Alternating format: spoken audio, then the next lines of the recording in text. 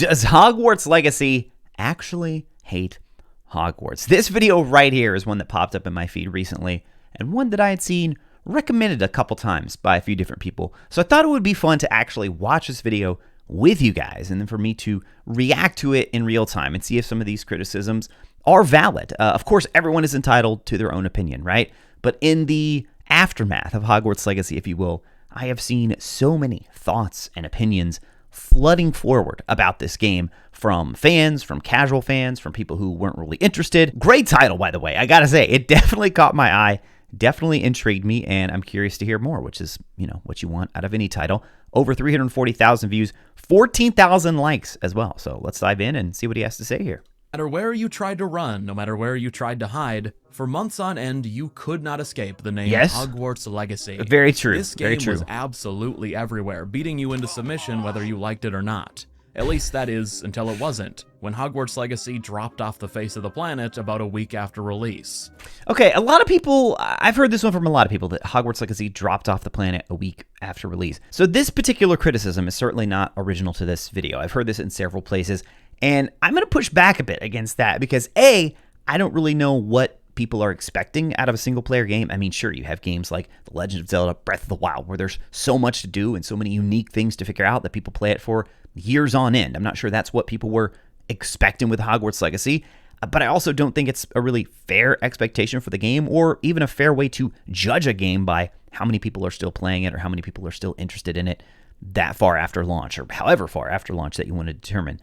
At the same time, I would also push back on that and say, I still hear of plenty of people who are playing and enjoying the game. I'm not personally. I got the Platinum Trophy in it and was done with it from there. I'm sure I'll go back and revisit and play it again, probably when it comes out on the Nintendo Switch. Then we also have this recent video from Luke Stevens, and I think it's really interesting to look at these videos in contrast to one another because Luke, going into Hogwarts Legacy, was very skeptical. He actually had me on one of his videos where we talked it out, and he kind of let me share my thoughts on why I was hyped for the game.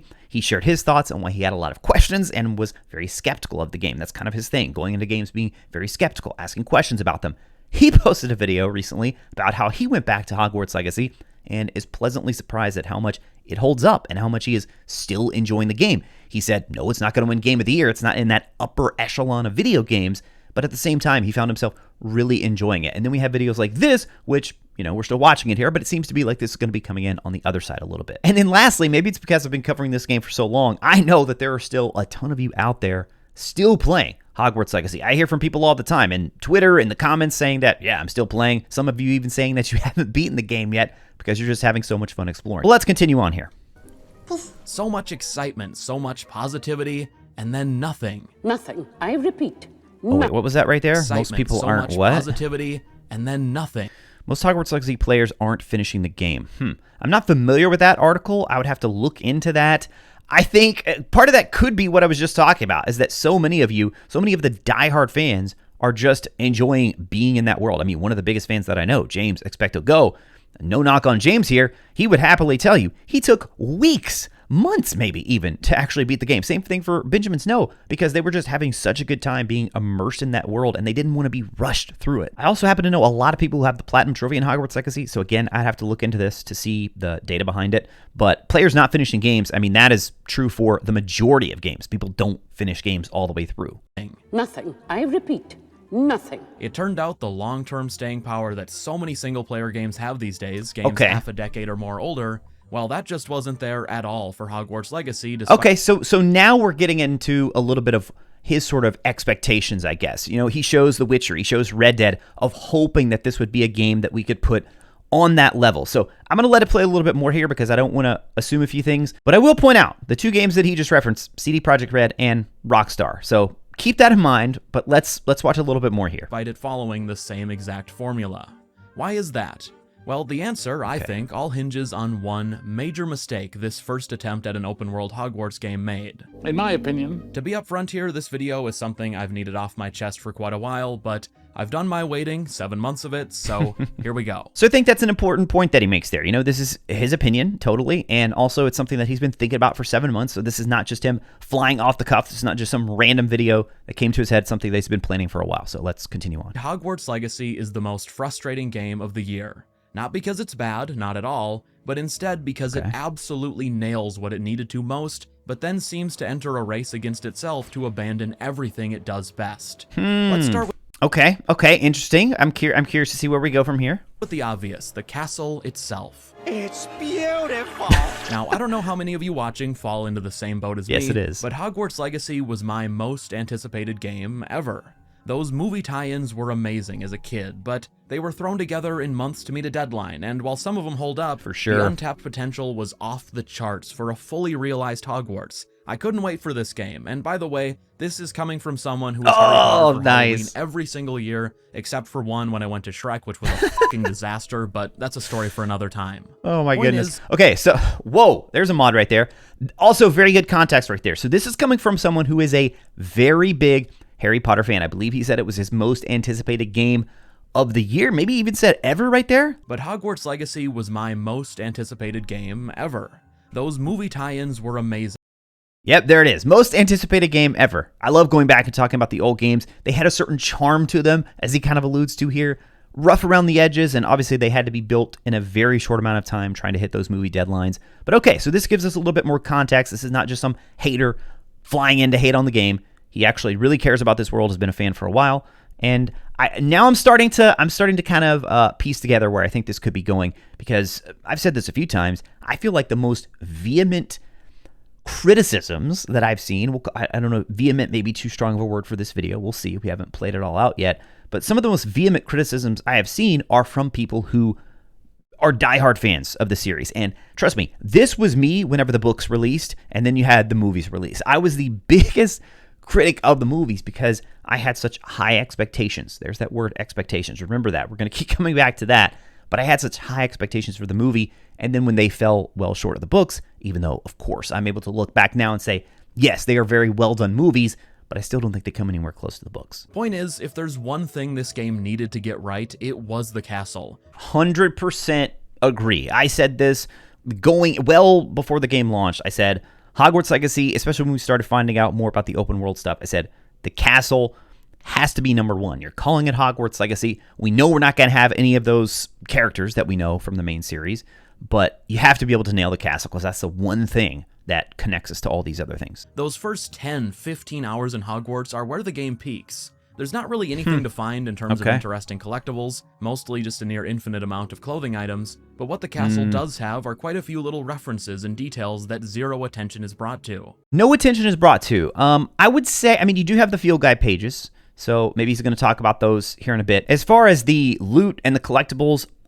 99% agree there. The majority of the collectibles, they were a bit rough. That needed to be completely reworked. I mean, as you got later into the game, you get to a point where you're just getting the same item or unidentified item. You go through a whole cave and solve a puzzle, and then it's unidentified clothing item, or it's something that is actually less level than what you already had. So all that stuff was definitely a bit rough. I assume we're going to hear more about that as we proceed. But as far as the castle goes, we'll see if he expands on this a bit.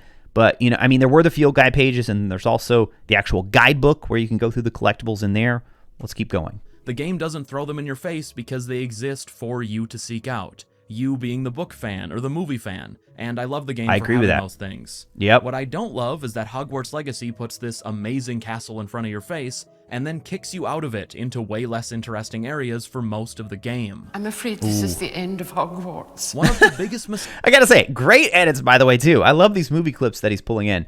Now, this was a big concern for a lot of people going into the game, is that I don't really want to be pulled out of Hogwarts. You know, this is a school that we have wanted to explore for years. And as he pointed out, back in those old games, you couldn't really do it. They tried a little bit, but to have a fully realized Hogwarts where you would be able to go room to room, I mean, that was the dream. And for the most part, for me personally, I feel like for the most part, they nailed it. I do have my own criticisms as well. But then you also have the open world aspect. I mean, for a while, we didn't even know that there was going to be all this area surrounding Hogwarts. And I can definitely see how this was a big point of debate and a big point of disagreement among fans. I personally enjoyed most of the open world stuff. I do still feel like there are flaws in the open world. I wish it would have tied back more into the overall lore of the Wizarding world. And I feel like I would have rather them cut certain sections of these and give us things like the Ministry of Magic, give us Godric's Hollow. I mean, it's in the Wizarding World. You can literally apparate. You have that feature right there that is perfect for being able to quickly hop between different parts of the world, and they didn't really do that. I mean, for the longest time leading into the game, I thought this whole idea of this ancient magic was going to be us going to these different iconic Wizarding World locations. I mean, I mentioned a couple already. Azkaban as well is another one, which you get to see a little bit if you play as a Hufflepuff. But as far as the open world, I mean, I enjoyed parts of the open world, but I would say it's definitely not the strongest part of the game.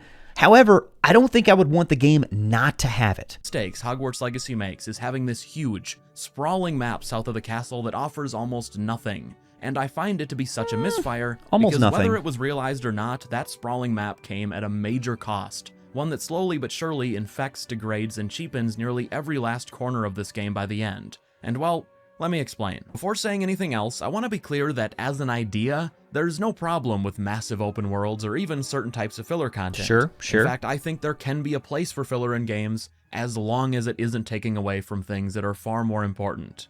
Hogwarts Legacy, though, well...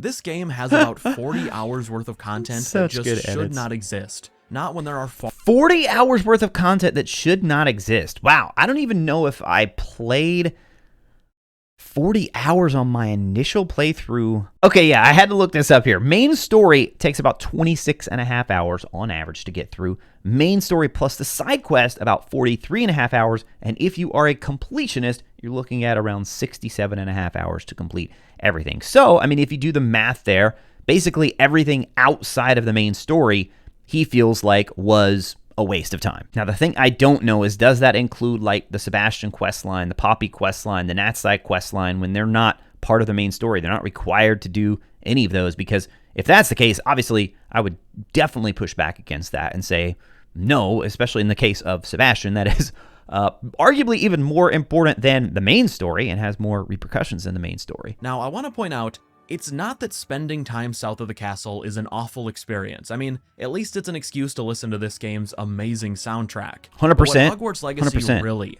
desperately needed was focus. This isn't a game that you can accuse of not having a ton of resources put towards it. I mean, it was in development for 6 entire years. And for whatever reason, so much of that time and effort was spent on a barren open world, and tons of areas that bizarrely make almost no use of the Wizarding World license. Yes. Okay, that's kind of what I was alluding to there earlier when I was saying I do wish more of the open world stuff would have somehow incorporated more Wizarding World elements. Make it somehow tie back into the lore. I mean, even if you have to get a little bit creative, I mean, they can certainly use their creative license. This is all under WB and Portkey Games. It doesn't have to fit with exactly everything we know. Now, of course, as book nerds, we want it to fit as much as possible, but they definitely had some room here where they could have expanded things in that open world.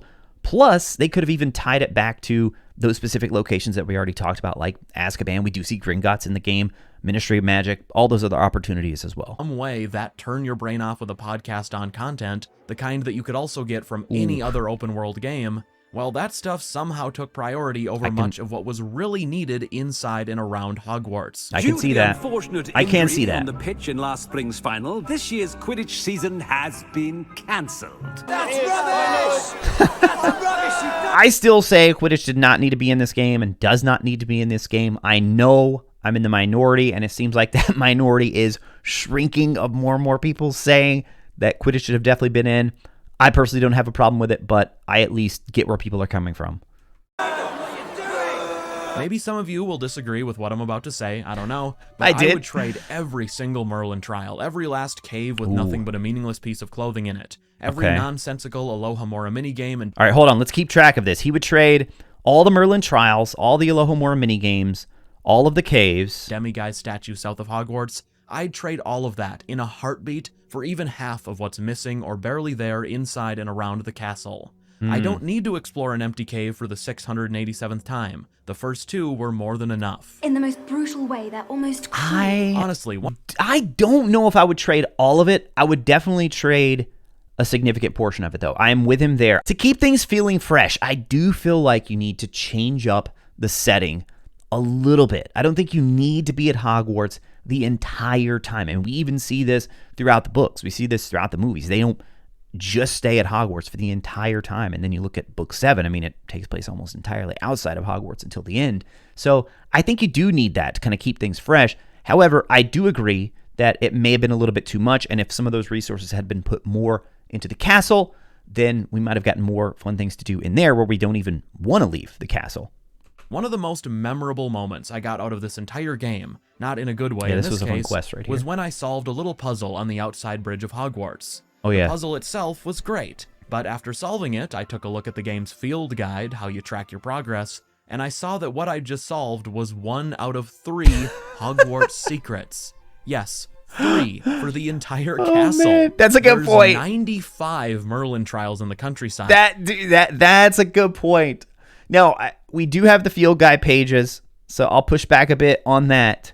But, man, I haven't looked through that guidebook in a while to see if there is anything else tying to Hogwarts, but that is pretty funny that there 95, are 3. not an exaggeration, by the way. And also, they're really the same 5 repeated about 20 times each. The Merlin trials, man, everybody hates on the Merlin trials. 95, I agree, probably a little bit too much.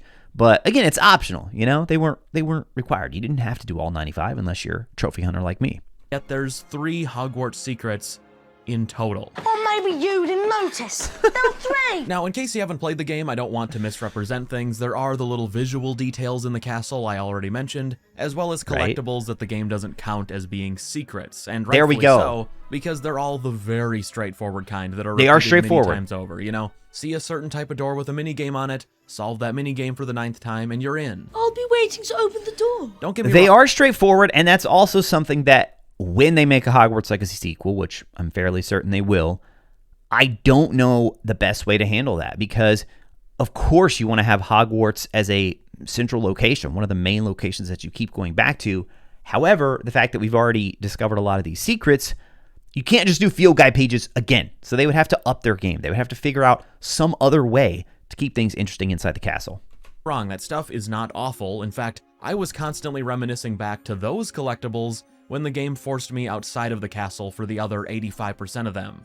Inside Hogwarts, and by extension the fair. immediate surroundings including Hogsmeade, well, the collectibles didn't even really register as a grind because I was entertained enough running around the castle. Very How true. time flies when one's Yes. having fun. However, Very when I true. was grinding out the points of disinterest in the 14th identical wizard hamlet south of Hogwarts that had 0 distinguishing features from the last 13, well, I couldn't help but to think of how much better of a time I'd be having in the castle or in Hogsmeade, and how much better spent development time would have been in those areas. What? That's what you think?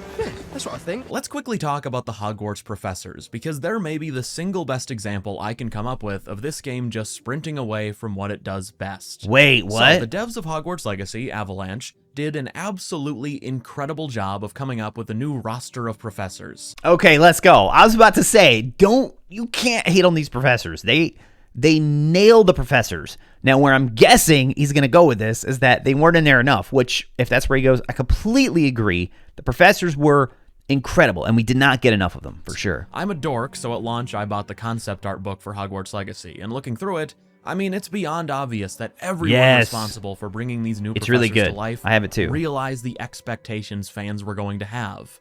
I mean, how exactly do you follow up the professors of the books and the movies who were all so memorable?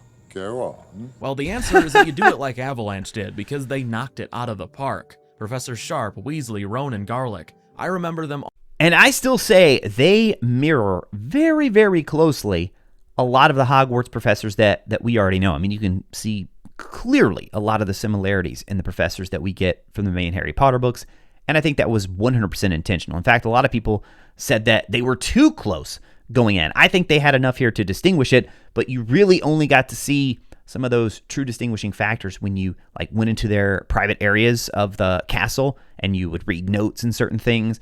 You didn't get enough of that in the actual main plot of the game. All, especially Garlic, for some reason. But unfortunately, Hogwarts Legacy... Yo, that's my thumbnail right there. That's my thumbnail from the video I made on the Hogwarts professors. Legacy presents you with this really great lineup, and then just completely forgets about them so you can go commit mass murder and pop balloons in some generic countryside. You know, it would be really, really entertaining to see what the reaction would have been before launch if it had slipped out that in this 70-ish hour game, you only go to most of your classes a single time for about 5 minutes. Yes. And then each professor... Okay, all right. So here we're starting to see what his expectations were for the game. Now, I had a hunch going in that the classes were not going to be this multiple persona-like, bully-like thing where you really feel like you're a student. And I think there were a lot of people who wanted that. How many wanted that? That's what I'm not really clear on. I don't know. I mean, clearly the game sold very well. The game reviewed very well among both critics and fans alike. And at the same time, this is something that I keep hearing, is that people wanted more of that student-like experience rather than us being the chosen one and, you know, being this all-powerful wizard that we can run around the countryside and basically dominate any wizard. And, you know, one criticism he hasn't mentioned yet that I assume has to be coming is the lack of consequences and the fact that you can just run around using AK and no one even really cares. But I definitely feel where he's coming from on this one. 1,000%. We needed more of the professors. And I don't know that I'm in the camp of I wanted it to be a full persona-like student simulator, but we absolutely needed more of it than what we got. I will agree with that. Professor gets 1 or maybe 2 cutscenes, almost all of which are in the first 10 to 15 hours. Now, make sure you also go back. If you guys haven't seen this, or if you're going to play the game for the first time, I assume most people watching this have already played the game. But if you didn't know, you can return back to the professors and have these additional conversations where you learn a bit more. In fact, that's how you actually learn about Professor Hecat and that she's actually a lot younger than she appears.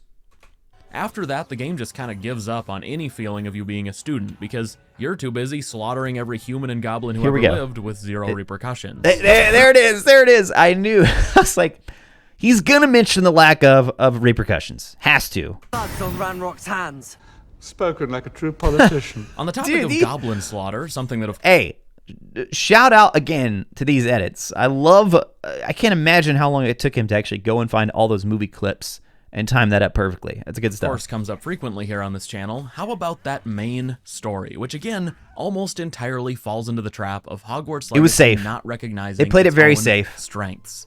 Now, I won't spoil it because there's really no reason to, but the main questline is the type that could be summed up in about 2 seconds, because the premise basically is the entire story. You're the chosen one, more or less, and there also happens to be a goblin rebellion going on, so go kill thousands of them and figure out why you're the chosen one, which will definitely play out exactly how you think it will, because this is the safest main quest of all time. Now, I'll say the safest. That's exactly what I've called it too. Now, I'll say the setup, I felt like the beginning, man, it was set up incredibly well. That first mission just felt so cinematic. I felt like I was stepping right back into the movies. And again, you start at Gringotts. So I had this idea in my head of you're going to be going to all these different Wizarding World locations, and that's how this is going to play out. We're going to be discovering all this stuff about ancient magic. But yeah, this is a valid criticism here. The story, I think safe is the best way to describe it. It was okay. I don't think it was bad, but it was definitely safe. The story doesn't really take a single twist, turn, or chance, and while it is fine, it's passable. What gives me a headache is that the main quest gets absolutely embarrassed by one of the side storylines. You probably already know what I'm talking about. It's, of course, the quest line with Sebastian and Ominous. I think that there's a debate among fans of, like, was this originally intended to be the main quest? You know, there was that rumor about it used to be called Dark Legacy or Hogwarts Dark Legacy, something like that. And clearly, this storyline, the Sebastian storyline, is far more significant than the Natsai storyline, the Poppy storyline.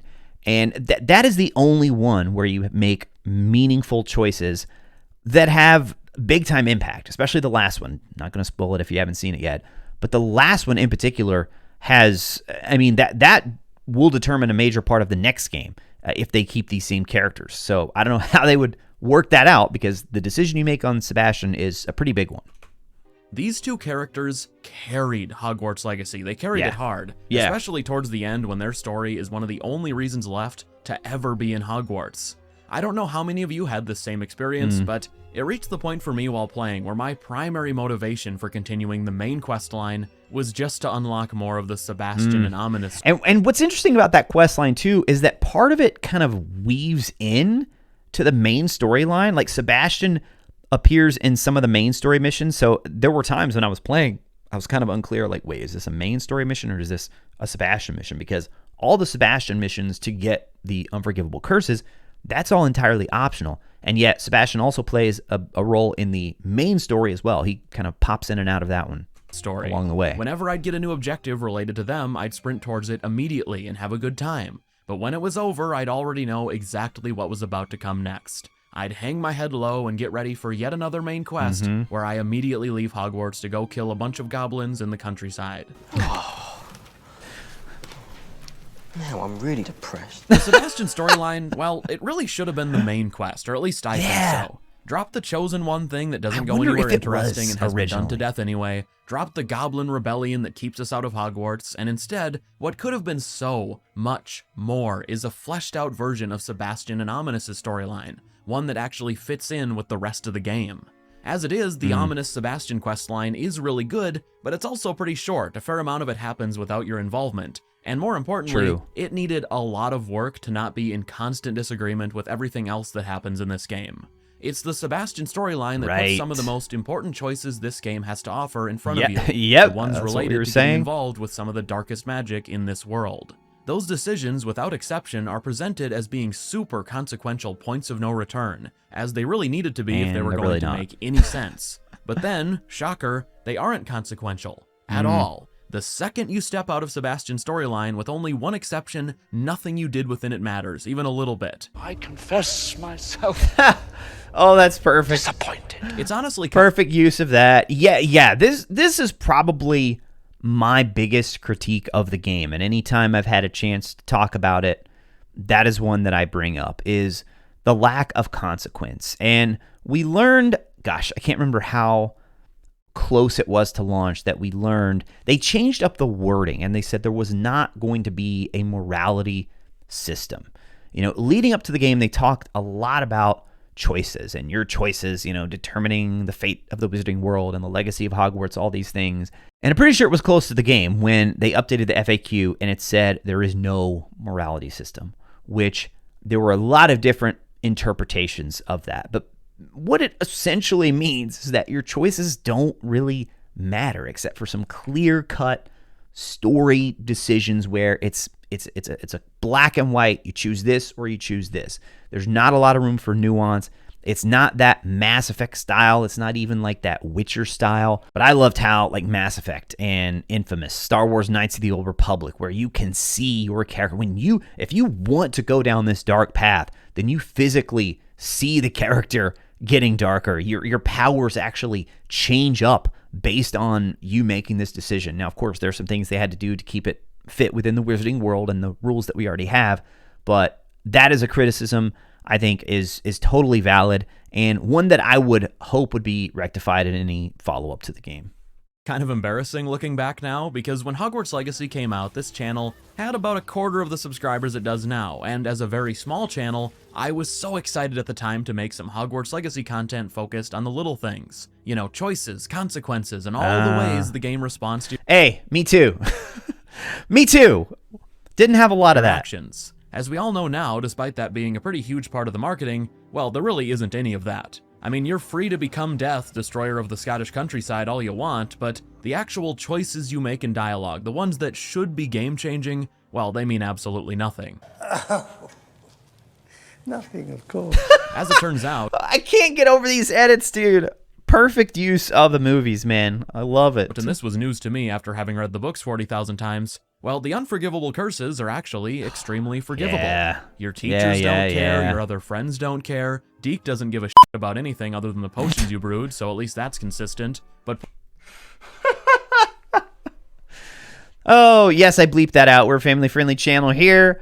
But, yeah, I mean, my man Deke, he's got one thing on his mind, and it's all about you brewing those potions. Point is, no one cares what unspeakable acts you've committed or what dark magic you've decided to tamper with, and let's be honest, it doesn't make any sense. Avalanche, please, if anyone from the studio is watching, I beg you to consider my offer.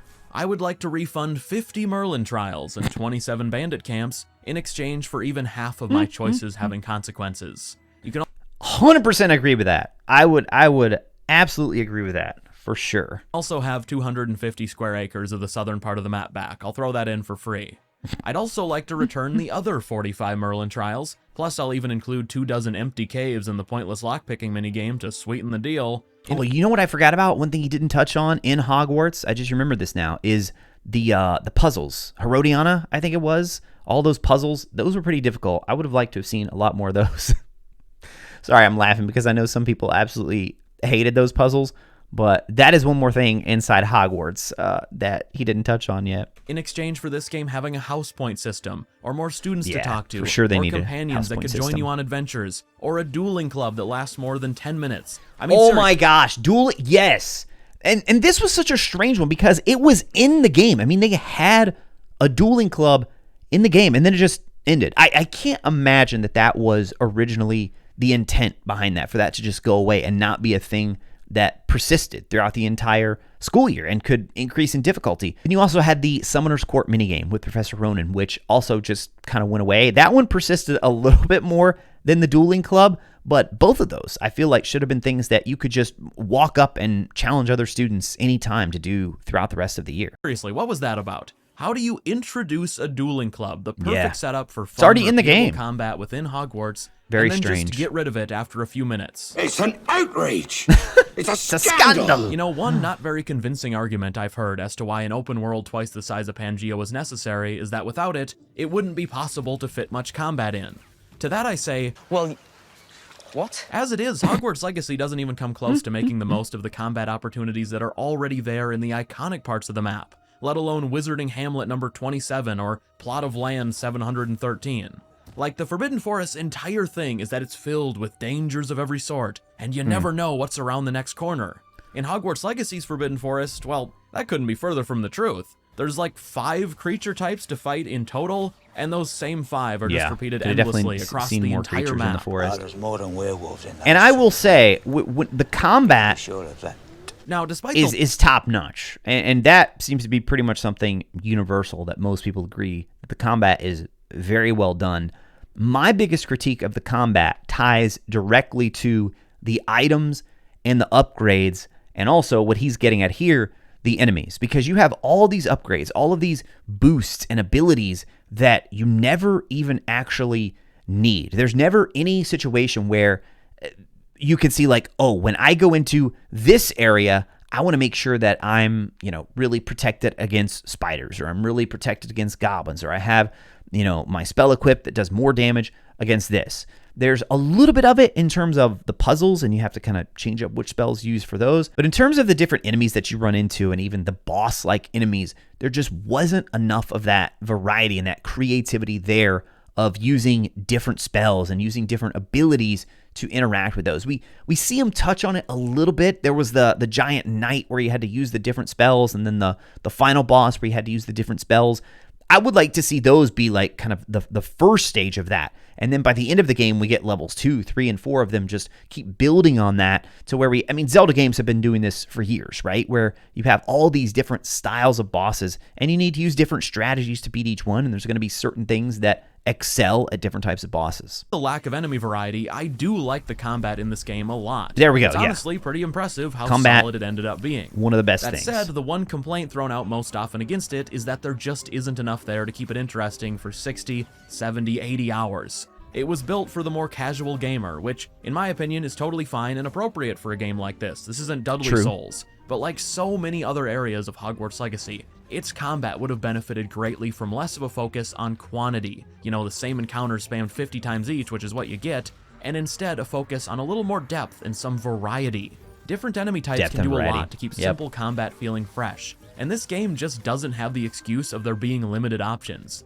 There's an entire spin-off Potter book just filled with dangerous creatures. Very that are right true. there. And while I'm definitely not saying we needed all of them in this first game, it does feel like a major misfire to be spending most of your time fighting skeletons, wolves, and spiders in this world. Yeah, one that offers Inferi dozens too, of when very we know the Inferi. I don't think it was ever clear who brought those Inferi. Maybe it was Rookwood, and we know toward the end we see Sebastian with some of those Inferi. But yeah, that's an awful lot of Inferi just showing up randomly. Now, one thing he touched on there, and something that I think we need to expand upon a bit, is how this game really had to appeal to a mass audience. In his words, I think more casual fans, and that is certainly true. I know of fans who literally bought a PlayStation 5 just to play this game. They're not experienced with games, and they just wanted to be in that world of Hogwarts. So I've always said that Avalanche should be really commended for making a product that is so appealing to all these different types of gamers, because that is an incredibly difficult thing to do, to make it approachable for everyone. And so what you're seeing here is some of the diehard fans, clearly a fan who's been a fan of Harry Potter for a long time, clearly a gamer who knows games. This is the same boat I fall into. You know, the type of game that I would have made and the type of combat scenarios that I would have set up is not necessarily what we got in the final game. However, it's possible that it could be the most broad appeal. Now, all that being said, I think he's making some good points here about how you can still do that and make it sort of easy to understand and get into, but there's got to be more depth there. There's got to be more meat on the bone, so to speak, so that as you keep playing through the game, things remain fresh and fun and interesting, and it all feels like it's moving at a good pace. One that offers dozens of very unique enemies, the kind that you couldn't get in a non-Wizarding World game. That's the part to really hammer home. There are so many bits and pieces of Hogwarts Legacy that don't take advantage of what this franchise already offers up on a silver platter. As to that, most unfortunate. No one regrets more than I. Part of the reason. Now, I think one of the reasons for that, I do wonder if part of it is because they have this huge range of Hogwarts fans that they want to appeal to, right, of Harry Potter fans. But then I also think they wanted to pull in other people as well. Maybe people who are only casually interested in the series. Now, I think this is certainly a much smaller number, but I have heard from plenty of people, and I've gotten comments and questions about people who say, hey, I'm actually not that into Harry Potter, but I'm kind of into fantasy and this whole, action RPG style of game. Would I be able to hop in and enjoy Hogwarts Legacy? So that's another audience that Avalanche had to appeal to as well. So I just think that's another thing to note, another thing to consider. Reason you haven't seen much Hogwarts Legacy content since launch, I think has to do with this being a game that's really difficult to break down in a way that's fair, even when you're focused solely on judging the game by its own merit. On one hand, and I'm sure many of you are rooting for Avalanche Software. Absolutely. They're famously not the type of studio you would have expected to be assigned a huge project like this. I mean, their crowning achievement pre-Hogwarts Legacy was Chicken Little Ace in Action. Yo! The spin-off. The Cars 3 slander? Come on, dude. Chicken Little game. And with that in mind, Where's the love for Cars 3? Incredible work here. It's a wonder we didn't end up with Gollum before Gollum existed. On the other hand, I don't think that's a shield from all of the very avoidable flaws baked into the core of this game, especially the ones that feel really self-inflicted. I mean, if you look into this game's files, you'll see tons of evidence of core features that were in the works, but ultimately scrapped. I'm talking house points, a reputation. That's going to happen with any game, and it's something that I've said multiple times. Every game is going to have things that they originally wanted to include and ended up not being able to and had to scale back and cut. We don't know the reasons behind that. Knowing and talking with some of the people at Avalanche, I can certainly say that they probably had very good reasons for doing that. We may, as fans, not necessarily love those particular reasons, but I can rest assured they certainly had the reasons for doing it. Well, that brings us full circle as to why Hogwarts Legacy is one of the most frustrating games of the year for me. A pretty good game, sure, and one I think of positively in a lot of ways, but... Okay, and I think that's important to say. You know, he made it clear right there. He does enjoy the game, thinks it's pretty good, and he even enjoyed it in a lot of ways. So I think a lot of times with these videos, which of course the main point is the critique, so that's what people are going to talk about.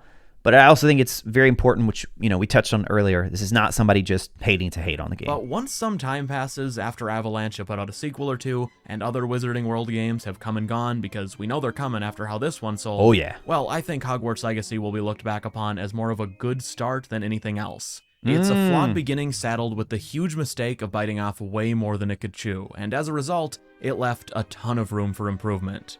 The positive, though, is that Hogwarts Legacy has set Avalanche up. I was going to say, I think he's about to get to it. That's not necessarily, going forward, that's a good thing. Obviously, you would want it to just release as the perfect game to begin with.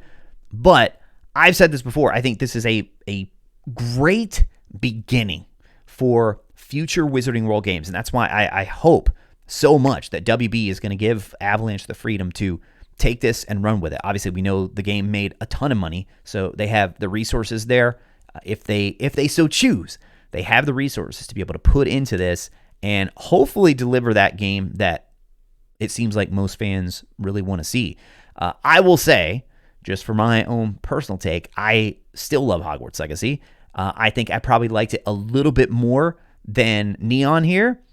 At the same time, I agree with the vast majority of these criticisms and think he's making some really good points here. We've got just a couple more seconds left here of the video. With an incredible foundation to build upon. Yeah, great and foundation. Coming next, I'm looking forward to it. And there better be Quidditch.